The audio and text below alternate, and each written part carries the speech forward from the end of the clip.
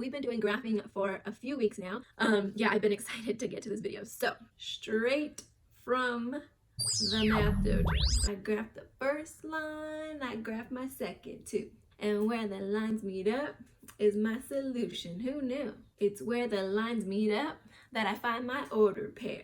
The answer for x and y that both systems do share. Yeah. And that is what you call a systems of equations rap song.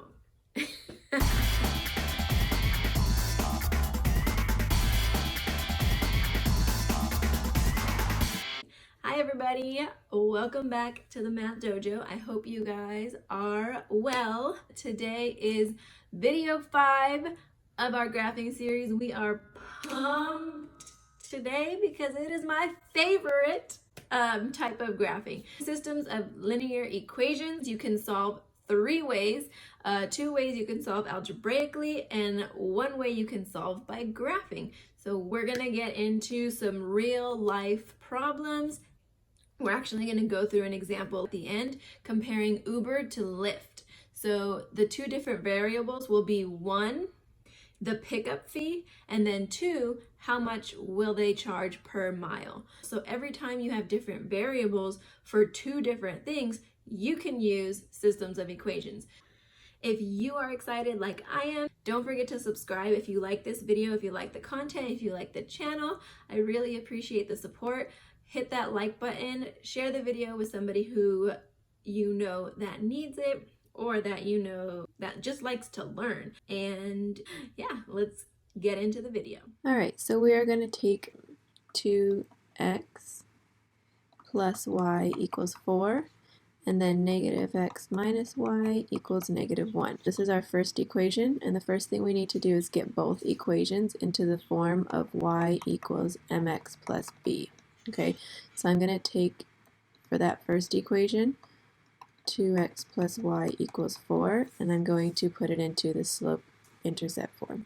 So I need to subtract 2x from both sides of the equation.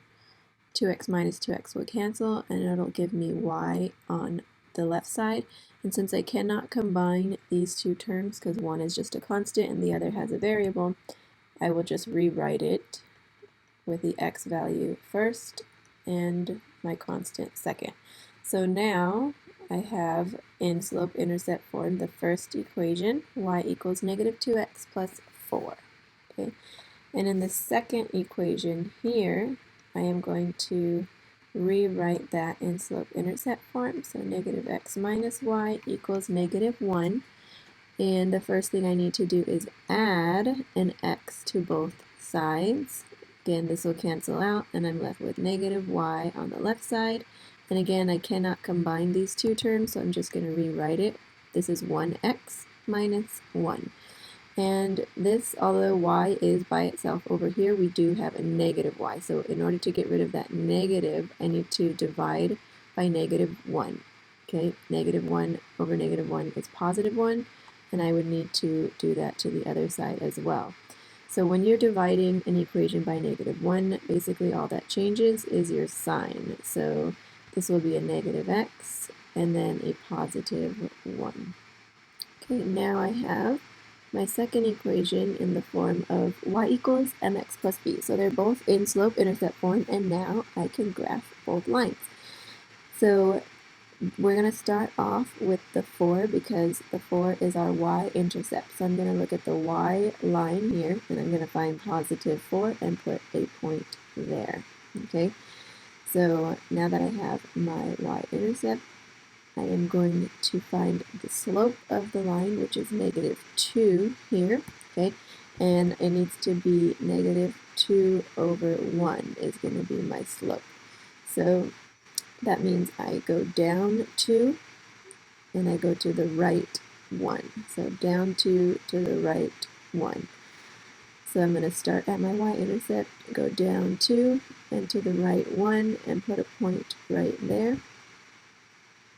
Again, down 2 and to the right 1 and put a point right there. Okay, so then I'm going to draw my line to connect those points. Okay, and that's going to look like that. Now for my second equation, I have this line right here, y equals negative x plus 1.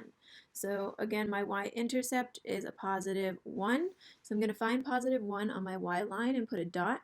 Okay. Then my slope, it's not the x, it's the number before the x. So there's an invisible 1 before the x, and that is my slope. I need to make it rise over run, so negative 1 over 1. So that means I'm going to go down 1 and then to the right 1. Okay, so here we go. So starting at the y-intercept, I go down 1 to the right 1, and I put a point right here. Again, down 1 to the right 1, put a point right here. Down 1 to the right 1, put a point right there. And now I've come to the part where I've hit a point that's also on the first line that we graphed. Okay, so let's go ahead and draw a line to connect these points here. Okay, and again, they're going to be continuing on in both directions. That's what these arrows will be standing for. But what I want to draw your attention to now is this point right here. It's a point where both of the lines meet, and that is where our solution is. So the x-axis is 3, or the x point would be 3, and then the y-axis is negative 2. Okay, so these points are our solution to the problem. So our x solution is 3, and our y solution is negative 2. So now that I found my solutions, I can take a look at both of my original equations, and I can plug in 3 for my x, negative 2 for my y, and that should give me the left side of the equation should equal the right side of the equation. And this left side of the equation should equal this right side of the equation. So let's go ahead and plug in these numbers for x and y and see what we get. If I plug in a 3 for this x, and I plug in a negative 2 for this y, I get 2 times 3, which is 6. 6 plus a negative 2 is 4. So this side of the equation is 4. 4 equals 4. That is correct. Okay. On the second equation, if I plugged in a 3 for x and then a negative 2 for y, this negative and negative is going to make it a positive 2, and this negative is going to make this a negative 3. So negative 3 plus 2 is going to be negative 1. So this side of the equation is negative 1, and the right side of the equation is negative 1, so that checks out as well. That just lets us know that these are the solutions. We did graph the two graphs correctly. They came to this point right here, and it is the solution to both systems of both. It is the solution to both of the equations in the system. Okay, so right now we're going to go ahead and take a look at our Uber example. So let's jump into that. Okay, so I have my two scenarios here with Uber and Lyft, and what I want to see is when I graph them, where will those two lines meet so that I can see at what point will I be paying the same amount of money for both. So if I want to drive 10 miles or more, which I would be able to see which rideshare company would be my best option. So the first thing that I need to do with this is to figure out what my equations are. So for Uber, I'm going to start with y equals, and my value that changes is going to be my slope. So right here I have 50 cents per mile. So that's going to be 0.5 per mile, which is our x. And then what doesn't change is our $5, because that $5 is for every ride. For Lyft, my same thing. I have the value that changes is my $1.50 per mile, and then I have what doesn't change. Every pickup is $2. Okay, so now that I have my equations, I can graph my lines. Okay, so I'm going to start with Uber, and my y-intercept is 5. So I'm going to come over here on the y-axis, find 5, and put a point. Okay. And now what I'm going to do is I'm going to take my slope, which is 0.5 or 1/2, okay, and I'm going to go rise a half and run 1. Okay, this is my slope for my Uber line. So from 5, I'm going to go up 1, or up 1/2, about right here, and then over 1, which is right here. I'm going to do the same again here, okay, again here, okay. Basically, my line will look a little bit more like this. And again, there's human error because I drew this myself, and it's not using a grid, but it looks something like this, okay. For my lift line, I have positive 2 as my y-intercept, so I'm going to go to my y-axis, find positive 2, put a point, and then I'm going to go up 1.5 over 1 and put a point. Okay, up 1.5 over 1 and put another point. That should be more right here. Up 1.5 over 1 and put a point.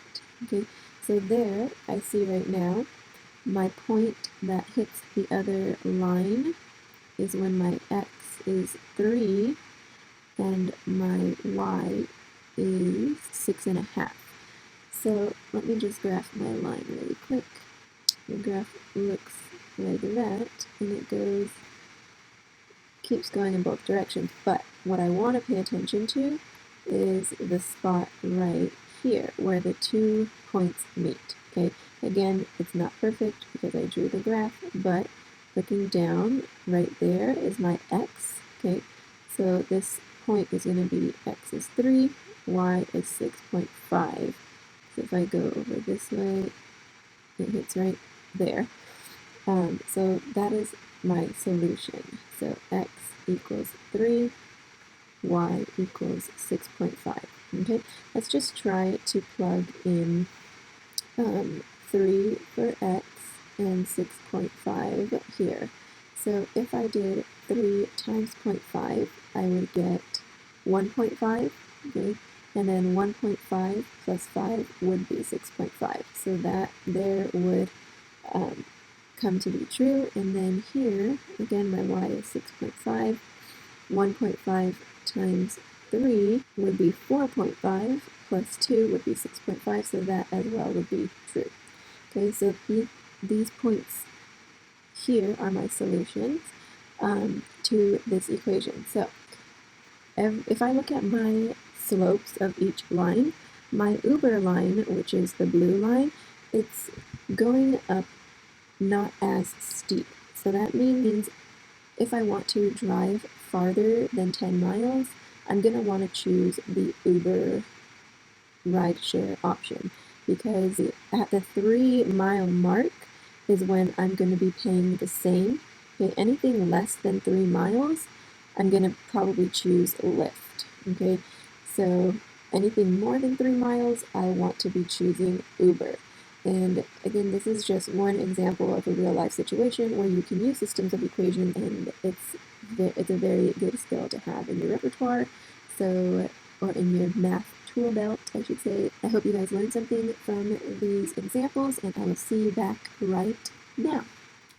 All right, if you made it to the end of this video, comment down below if you had to go somewhere that took you 10 miles to get there, which rideshare would you choose based on the example problem that we did in this video? Or just let me know, do you take Ubers? Do you take Lyfts? Because personally, I have not, but I've always wanted to try. And when my car does, my grandpa works on my car, so when my car is not available, I've always wanted to look into it, and I've always wanted to try it. So let me know down in the comments, have you used it? Which one do you like better? Because I know there's like always another rideshare company popping up, and I hear a lot of good things. I hear some not so good things. I know some people who drive for them. So just let me know down in the comments, do you use those services, and which one is better? What do you like?